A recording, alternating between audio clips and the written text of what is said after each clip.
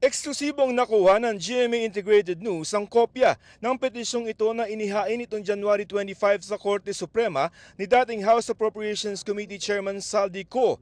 Dito nakasaad na nasa Stockholm, Sweden si Ko noong January 15. Nakalakip sa petisyon ni Ko ang isang apostil o notaryo galing sa munisipalidad ng Nacka sa Stockholm sa bansang Sweden. Pinirmahan ito noong January 15, 2026 ng Notary Public na si Beatrice Gustafsson. Sa sertipikasyon, sinabi ni Gustafsson na personal na humarap sa kanya si Ko. Sinertipikahan din niya na na-verify niya ang pagkakakilala ni Ko at siya ang pumirma mismo sa dokumento. Pinirmahan ni Ko ang verification and certification against forum shopping para sa korte noong January 15 din sa Stockholm. Ang lokasyong ito ni Ko noong January 15, taliwas sa sinabi noon ng pamahalaan na nasa Lisbon, Portugal si Ko. Ipinapawalang bisa sa Korte Suprema ni dating Congressman Saldi Ko ang mga kasong inihain laban sa kanya ng Ombudsman sa Sandigan Bayan.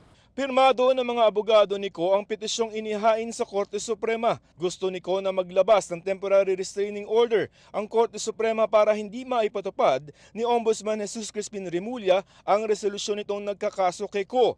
Gusto rin ni Ko na pigilan ang paglilitis ng mga kaso laban sa kanya sa Sandigan Bayan. Hiniling din niya na ipawalang bisa, baliktarin at gawing permanente ang injunction laban sa resolusyon ng Ombudsman dahil sa grave abuse of discretion o pag-abuso ng kapangyarihan.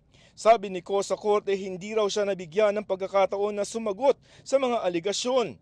Kung ang basihan daw ng Ombudsman ay ang interim report ng Independent Commission for Infrastructure o ICI, may karapatan daw si Ko na sagutin ang bawat isang pahayag o statement doon. Hindi rin daw binigyan ng akses sa mga abogado ni Ko sa kopya ng kaso sa kabila ng ilang beses nitong pagsulat. Minadali din daw ng Ombudsman ang kaso laban kay Ko. Nanindigan si Ko na walang ebidensya na nagpapakita na sangkot siya sa sabwatan o conspiracy. Hindi rin daw tumakas si Ko at ang galit daw ng publiko sa flood control scandal ay nagdulot ng banta sa kanyang buhay kaya hindi siya makabalik sa bansa. Hinihingan pa namin ng pahayag ang Ombudsman.